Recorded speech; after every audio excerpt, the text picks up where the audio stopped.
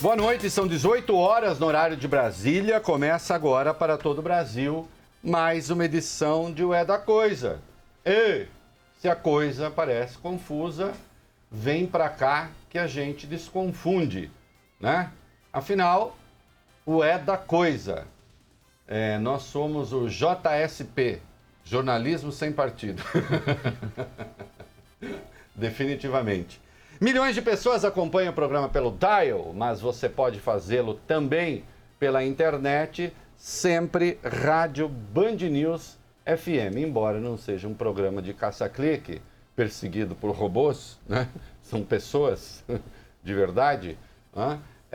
Sim, estamos na internet. Vou lá dar um dedinho para baixo, dedinho para cima. Faz o que você quiser, querido. Don't worry, be happy. Esse é o nosso lema, né? E no aplicativo Band Rádios. Aí você estando na rede social, no aplicativo, você acompanha a gente em qualquer lugar do mundo, muito especialmente em Portugal, onde a nossa audiência é gigantesca. E eu estou feliz porque dentro de alguns dias vou ver Carminho, minha querida Carminho, a maior cantora atualmente da língua portuguesa. Especialista em fado, mas canta qualquer coisa. E se eu perder, vai lá na minha página na internet, www.reinaldoazevedo.com.br. Você é remetido para o meu blog no UOL e você acompanha as coisas lá também, né? Olha aqui, boa noite, Érico Oyama. Boa noite, Reinaldo. Boa noite, Fábio França. Boa noite, Reinaldo. Queridos, é o seguinte, eu tenho poucos orgulhos na vida. Um deles é a minha cara bonita. Tentei ser inteligente a vida inteira, não consegui, falei, porque era para compensar essa coisa da beleza, entendeu? Porque as pessoas quando veem alguém muito bonito acham, não, é tão bonito que não pode pensar, né? E o outro é o fato de que eu sou bastante racional nas análises, procuro ser, independentemente das minhas paixões, porque também as tenho, né? Então é óbvio que quando eu faço uma análise, eu procuro sempre deixar claro para os ouvintes, para os telespectadores, para os leitores do blog, para os leitores da minha coluna na Folha, eu sempre procuro deixar claro, Fábio Cuba, que tem uma coisa que é gosto pessoal, que são escolhas pessoais, que são convicções pessoais. E há uma outra coisa distinta dessa, né? E isso é opinião, né? Você dá uma opinião.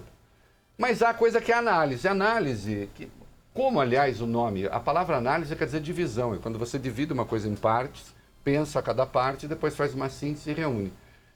Que é saber se um determinado ato, concorde você com ele ou não, se ele foi útil ou não aos propósitos a que se destinava.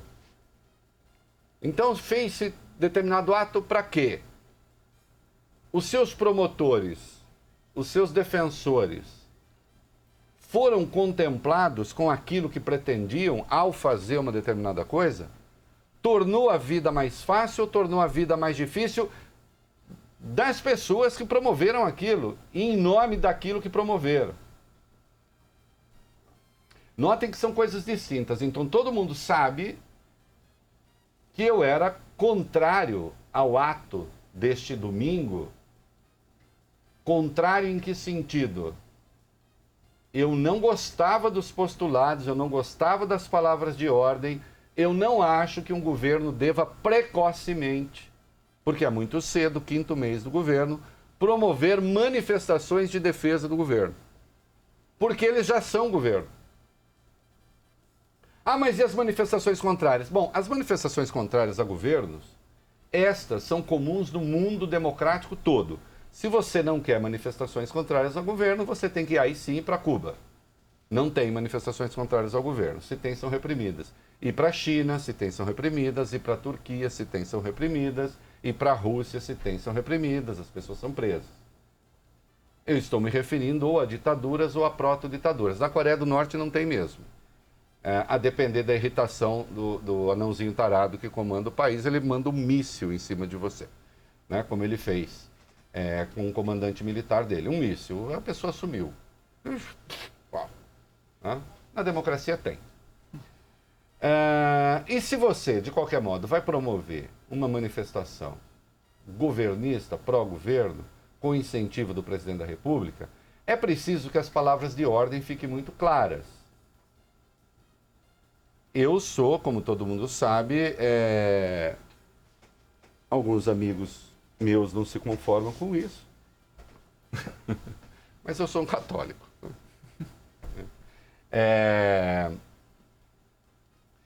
E tem uma aproximação desta questão religiosa que tem a ver... A crença em Deus é uma coisa tão pessoal que eu não entro muito, né? Mas tem a ver com escolhas que são de natureza ética, que eu identifico com o cristianismo de maneira geral, mas em particular com o catolicismo, aí cada um escolha a sua vertente ou vertente nenhuma, né? Mas eu acho fundamental a convicção do mal menor, quer dizer, que há circunstâncias em que você escolhe o mal menor, né? Então eu sempre tenho isso como norte das minhas escolhas, da minha aproximação, da minha opinião a respeito das coisas. Se eu considerasse útil para a democracia essa manifestação de domingo, eu a teria defendido. Se eu considerasse útil para o país, eu a teria defendido.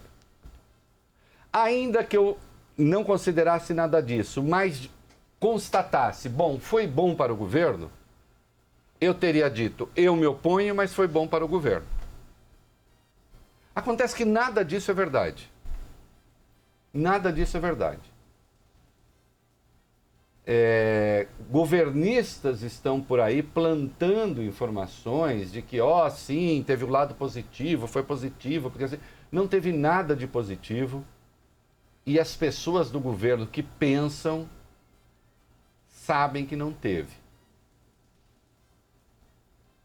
Né? Então, foi ruim os propósitos e foi ruim para aqueles que promoveram a coisa em si. Deixando claro de saída que não há nada de errado em haver manifestações no país. Nada. As pessoas são livres e devem ser livres para se manifestar, desde que o façam respeitando regras, respeitando leis de convivência democrática. E se desrespeitar? Bom, se desrespeitar tem de ser reprimidas. Esse é meu ponto de vista, que todo mundo conhece faz tempo. Agora, sempre que eu percebo na democracia grupos que se organizam de olho, Fábio Cuba, no que eu chamo de democracia plebiscitária, aquela coisa o tempo todo, sim ou não, contra a favor, sim ou não, contra a favor, isso corrói a democracia, isso perverte a democracia. Porque, como sabem as pessoas que dominam esse instrumental e estão me ouvindo, e aquelas que eventualmente não dominem, mas estejam interessadas em estudar a questão, a democracia não é apenas um modo de escolher o governo. Ela também é um modo de escolher o governo. Isto é, os cidadãos participam da escolha e o governo é o governo da maioria. Ou de uma maioria absoluta que se estabelece nas urnas, ou de uma maioria que se forma depois, a depender do regime. No parlamento, por exemplo, você soma um grupo de partidos, ninguém consegue a maioria, mas se faz um grupo ali, se estabelece uma maioria e se governa em nome dessa maioria. Então ela é uma forma, a democracia compreende um jeito de escolher o governo. Mas a democracia não é apenas um jeito de escolher o governo. Presta atenção, você que está me ouvindo agora no carro, você que está me ouvindo agora em casa, né? Você que vai ouvir depois na internet, a democracia também é um conjunto de valores. Porque se a democracia fosse só um jeito de escolher o governo, fosse só estabelecimento de uma maioria, vamos para o caso limite, o nazismo teria sido um regime democrático. Porque ainda que o Hitler, quando se fez chanceler, não tivesse obtido a maioria, depois ele estabelece essa maioria. E depois, não vou entrar em detalhes, depois dá um golpe, finalmente, mas contou com o apoio da esmagadora maioria do povo alemão.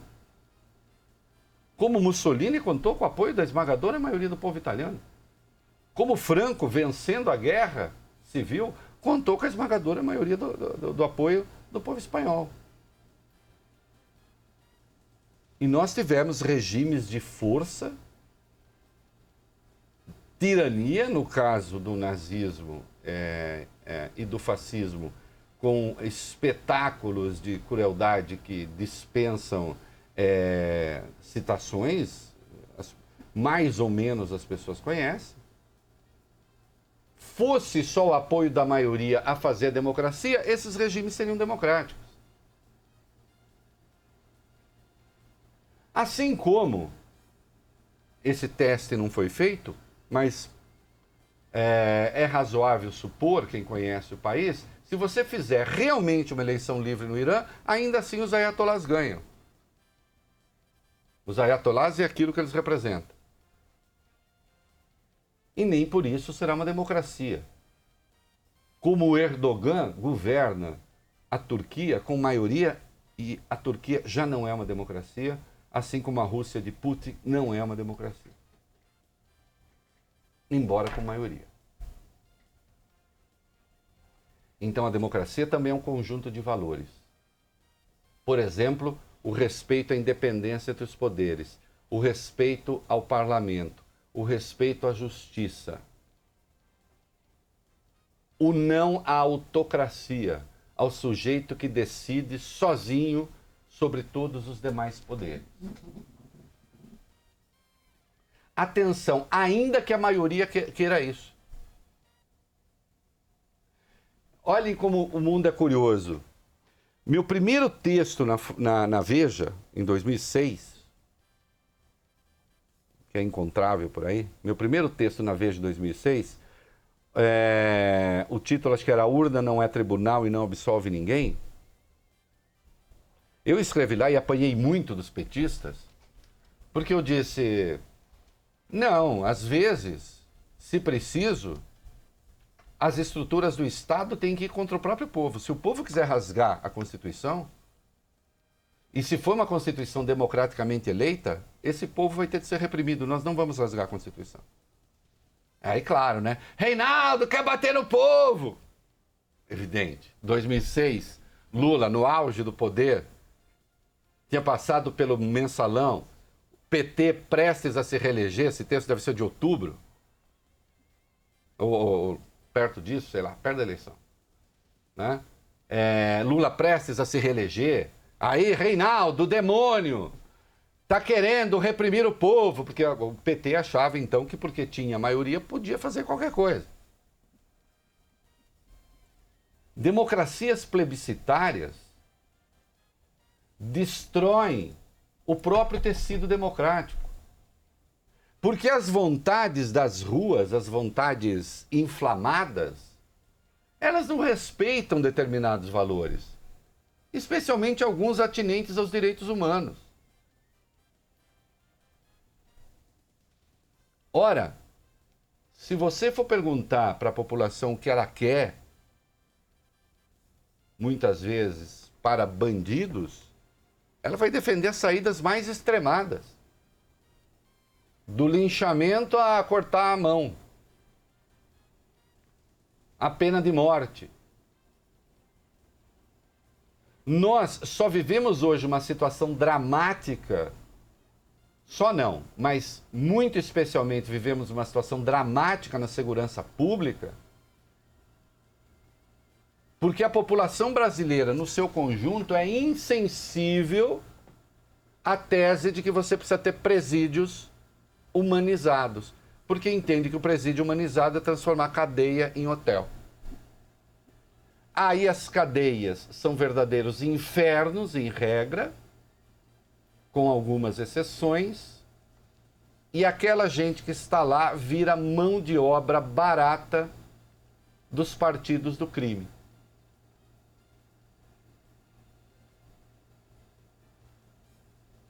Entendem? No geral, as pessoas vão dizer: o que eu tenho com isso? Dane-se, não é bandido? Não tem nada a ver se passa mal ou não, problema do bandido. Que dá teu texto, você chegou a achar? Não. Não, problema do bandido. Não, o problema não é do bandido, o problema é seu, querido. O problema é seu. Lá de dentro, eles vão comandar o crime aqui fora.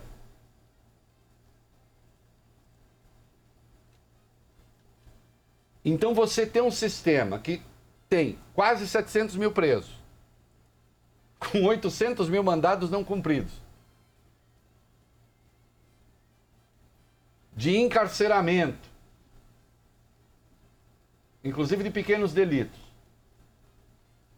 sem oferecer condições mínimas de uma existência digna, atenção, existência digna para preso. Para preso, que já tem impedido o seu direito de ir e vir. Você está, na verdade, tornando insegura toda a sociedade. Esse é um exemplo de uma coisa que anda por aí, que as pessoas têm uma aproximação a respeito desse assunto absolutamente irracional. É só o ódio que fala, não é o pensamento. E nós vivemos dias hoje, não é só no Brasil, não, no mundo. Na fórmula do H.L. Mencken, jornalista americano, que já é um clássico, soluções simples e erradas para problemas difíceis. E aí as coisas se complicam. Volto à pauta do dia 26, de ontem. No fim, nos últimos dias, se tentou dar uma lavada na pauta. Não, é uma pauta em defesa da reforma da Previdência, por exemplo. E há colegas meus, atendendo a sei lá quais demandas, mas que não são as demandas dos fatos, dizendo: não, foi essencialmente uma pauta em defesa da reforma da Previdência. Se foi, por que o Rodrigo Maia foi a grande geni das manifestações, das grandes manifestações, pelo menos São Paulo, Rio, Brasília? Por quê? Se o Rodrigo Maia é o principal fiador da reforma, e se era uma manifestação em favor da reforma, por que o ataque ao Rodrigo Maia? Notem, eu não estou fazendo a defesa do Rodrigo Maia, só estou dizendo que é mentira que ele esteja criando óbices para a reforma. Ao contrário, perguntem para o Paulo Guedes. Quem consegue fazer, a despeito da bagunça generalizada, quem consegue fazer avançar a pauta das reformas?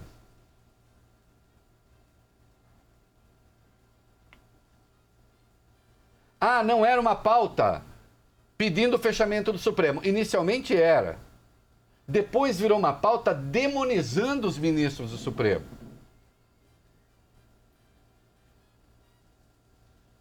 Em especial Dias Toffoli e Gilmar Mendes, todo mundo sabe. Gilmar Mendes que foi aplaudido lá atrás quando impediu a posse do Lula como ministro. Então, assim, os ministros são santos quando votam o que a gente quer, e são demônios quando votam aquilo que a gente não quer. E pedindo mesmo o impeachment dos ministros. Inclusive do Dias Toffoli, que hoje é o principal interlocutor, e é isso que me irrita, porque o próprio Bolsonaro estimulou a manifestação, sabendo que o Dias Toffoli era um dos alvos e que o Dias Toffoli é um dos seus principais interlocutores no judiciário. Eu pergunto aqui a consciência do Bolsonaro, porque o programa chega: quantas reuniões, presidente, o senhor já manteve com o presidente do Supremo? E sobre o que conversaram? Quais temas? O senhor acha mesmo que é o caso de ter um presidente do Supremo sendo hostilizado em praça pública? Porque se supõe que o Dias Toffoli esteja criando dificuldades, sei lá para quê? Uma pauta muitas vezes atrasada, porque eu vi lá o fim do foro especial, já acabou. Para deputado e senador já não tem.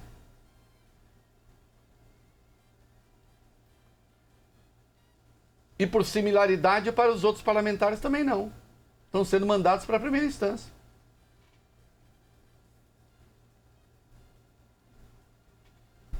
Mas esperem, foro privilegiado que o Flávio Bolsonaro, filho de Jair Bolsonaro, pediu.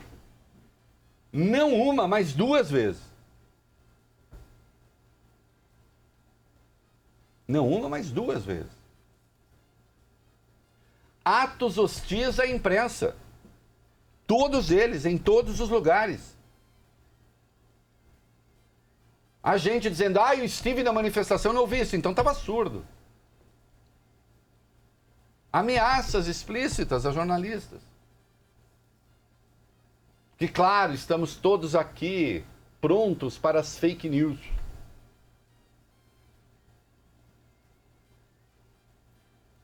Não é?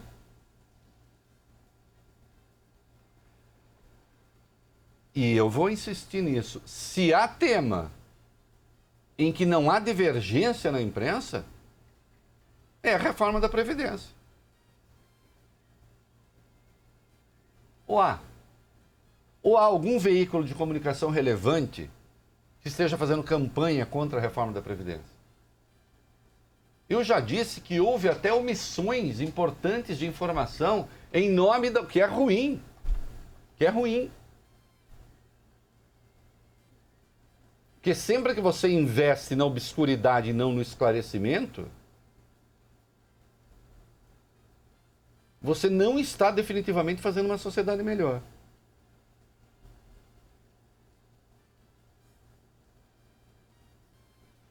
Ah, não, mas nós vamos atacar o Centrão. Bolsonaro dá uma entrevista depois, e aí perguntaram para ele, mas quantos pedidos o senhor teve que o senhor considerou impróprios? 2.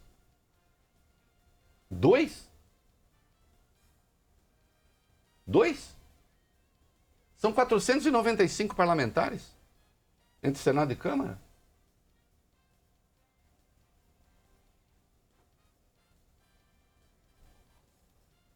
Temos de nos unir para fazer um grande Brasil. É preciso abandonar essa retórica balofa. É preciso abandonar essa retórica balofa e dizer, afinal de contas, mas qual é esse grande Brasil que a gente quer? Venham cá, independentemente do mérito, não vou nem entrar no mérito. Só destacando que um decreto é legal, embora eu não concorde com ele, que é o da posse de armas, e o outro é completamente ilegal, que é o do porte. Mas venham cá, este presidente se tornou notável por esses 2 decretos nesses 5 meses de governo? Como se isso fosse uma prioridade? Quando a gente considera todo o resto. E definitivamente não é. E sem ter dialogado com ninguém. E sem ter conversado com ninguém. E o país, obviamente, tem prioridades. Um país com uma economia como a nossa, que olhem, tudo indica não vai crescer 1%. Nem 1%. Se a gente chegar a meio, dê graças a Deus. Não, isso aqui não é para incentivar a desesperança. Eu quero incentivar a esperança, mas o governo tem que tomar ciência da gravidade da sua tarefa. E o papel de um presidente e de suas lideranças é estabelecer prioridades.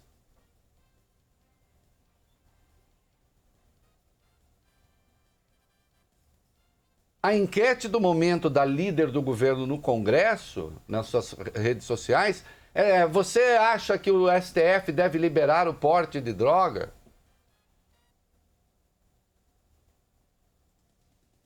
Não estou dizendo que seja um assunto que não deva ser tratado. Eu só estou perguntando se, dada a conjuntura, é hora, porque isso está sendo feito, evidentemente, evidentemente está sendo feito para hostilizar o Supremo, para ver se pauta o Supremo. Eu estou perguntando, é hora de fazer isso?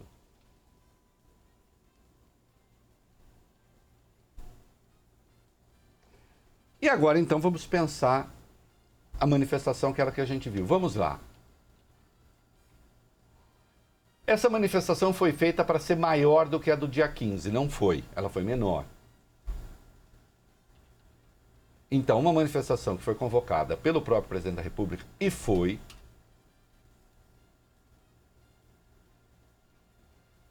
Ela é tão quanto mais se insiste que ela é espontânea, menos espontânea ela é, né?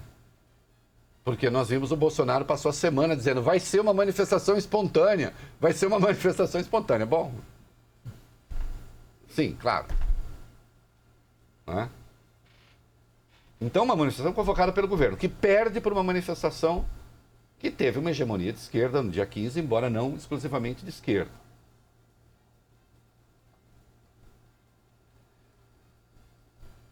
Que foi à rua para atacar o Congresso, atacar o Supremo e, na sua pauta, digamos, de fachada, defender a reforma.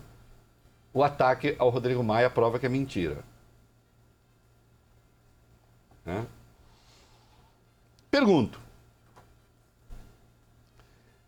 Ou melhor, eu constato. Nem foi uma manifestação grande o bastante para intimidar o Supremo. Intimidar o Supremo também. O Supremo e o Congresso. Uhum. Ela não foi grande o bastante para isso. E ainda que tivesse sido gigantesca, não deveria intimidar ninguém. Mas ela nem foi pequena o suficiente para ser irrelevante. Ela teve o tamanho certo da provocação. Ela teve o tamanho certo da irritação extra que causou ao Congresso. E também no Supremo.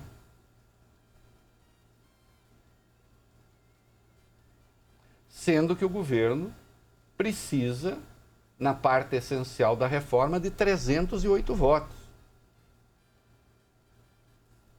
Na Câmara. Não basta a maioria simples. 140 e poucos já não tem, que são os de oposição.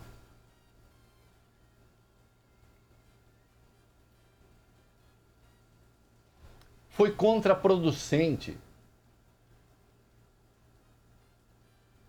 Mas, aí tem um problema. Problema sério. Como as pessoas que estavam lá são grupos compactos de gente que praticamente não diverge, então, assim, é como você ir a uma reunião em que, assim, um monte de corintiano reunido defendendo o Corinthians. Mas não é defendendo o Corinthians numa questão interna ali, que você pode ter divergência se o jogador é bom, se não é, se a escolha tática está certa, se não está. É assim, é um grupo de corintianos que entende que do outro lado do vidro estão os palmeirenses ou os santistas. Pronto, a gente acabou aqui, a gente fica se defendendo. E isso cria a ilusão de que ali está representado o Brasil, mas não está. O Brasil não está ali. Os 13 milhões, quase 14 milhões de desempregados não estavam ali representados. Os 4,8 milhões de desalentados não estavam ali representados. Os 6 milhões de subempregados não estavam ali representados. Os estudantes que estão sem FIES até agora não estavam ali representados. As 2.800 cidades que perderam médicos, do Mais Médicos, os cubanos, e cujos postos não foram repostos, não estavam ali representados. Eu estou aqui advertindo o governo para o auto-engano.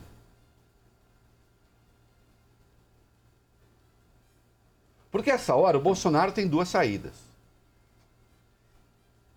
principais. E ele faça aquilo que julgar mais prudente. Houve aqueles que dizem, muito bem, presidente, é isso mesmo, vamos fazer outra? Houve aqueles, e usar dentro do governo, que dizem, não, esse não é um bom caminho. A democracia plebiscitária não é um bom caminho. Um dos meus textos mais duros que eu escrevi ao longo dos tempos foi dando um pau no PT que veio com essa história de democracia plebiscitária. Porque a Constituição fala em regular os plebiscitos. E notem, quando um partido acha que está com a bola toda, não sei o quê, logo pensa nisso. Sabe quem levou o país na base dos plebiscitos? Sabe o país que mais fez plebiscitos nos últimos 15 anos? 12 anos? Chama-se Venezuela.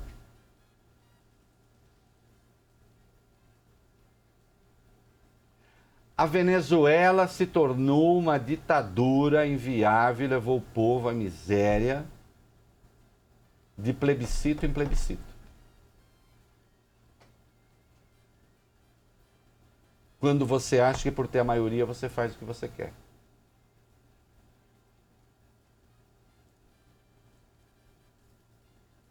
Que diabos o Bolsonaro quer para o país que o Centrão não quer votar de jeito nenhum? O quê? Agora, claro, você pode falar, não, mas eu mandei a proposta da reforma, tem que ser aprovada como foi. Não, isso não vai acontecer em lugar nenhum do mundo. Em democracia, não.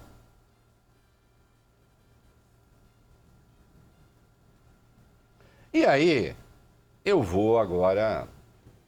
Eu sou bom de cravar termos, né? Eu inventei a palavra petralha, meu Deus. Olha aqui. Fosse verdade, ou se é verdade que tem então um marxismo cultural, o marxismo cultural está até... O Supremo, por exemplo, estendeu a proteção que oferece, ou as punições da lei que pune o racismo, também a homofobia. E aí me chegou um texto de um desses, Olavetes, dizendo, olha o que o marxismo cultural faz. Né? Ou então o marxismo cultural estaria naquela propaganda do Banco do Brasil, que fazia o elogio da diversidade. Primeiro, de uma ignorância solar, porque se é coisa que o marxismo não é favorável à diversidade. Definitivamente. É desconhecer o marxismo. Isso aqui é uma crítica ao marxismo, não é um elogio. E modestamente disso eu entendo que eu li. Então vocês, em vez de ficar assistindo aula do Olavo de Carvalho, lá pagando o dinheirinho para ele ter uma boa vida, vão estudar. Então, em primeiro lugar, dizer que o marxismo é a favor da diversidade é não conhecer o marxismo. Mas vá lá, se isso é marxismo cultural, quem vai à rua pedir um líder autocrata que se imponha sobre o Congresso, que se imponha sobre o Supremo e que esmague a divergência, bom, eu só posso chamar isso de fascismo cultural.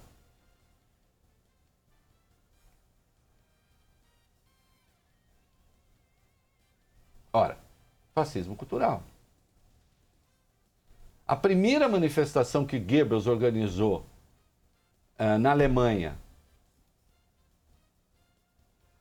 11 dias depois do Hitler assumir como chanceler, manifestação a favor, protesto a favor, em 1933, tinha a mesma pauta que eu estava na rua ontem. Contra comunista, contra Congresso, contra imprensa. A única coisa que estava ausente ontem da rua era contra judeu. A única. Fora isso, o resto é igual. Está comparando com o nazismo? Não, eu estou dizendo que... Mas não são vocês que dizem que tem o marxismo cultural? Vocês não resgatam Marx lá do século XIX?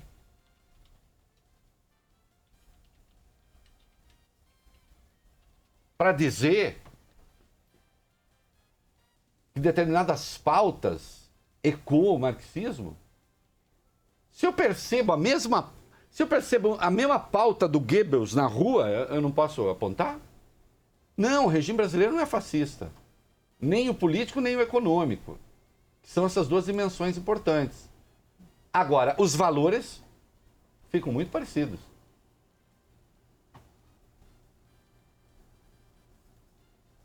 E aí a pergunta, e eu vou para o comercial, porque a gente vai voltar a esse tema, com falas do dia. Eu pergunto, e quero que você se pergunte, em especial, em havendo o bolsonarista ouvindo o programa,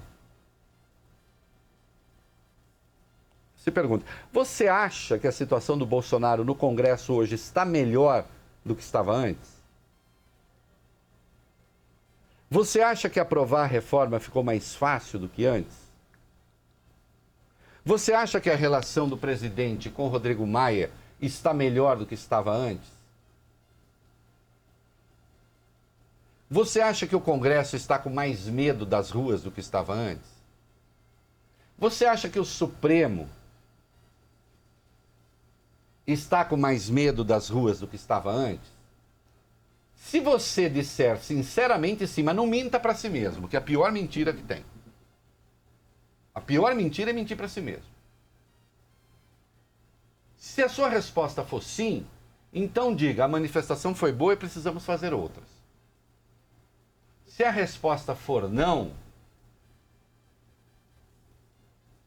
então diga, a manifestação não foi boa e o caminho não é esse. O caminho de um governo não é jogar o povo contra o Congresso e contra o Supremo. O caminho de um governo na democracia é negociar de forma transparente com esses poderes, sem propostas de linchamento. Notem que eu não estou aqui fazendo uma gritaria histérica. Eu só estou fazendo um convite também para que certas pessoas não tentem enganar o distinto público.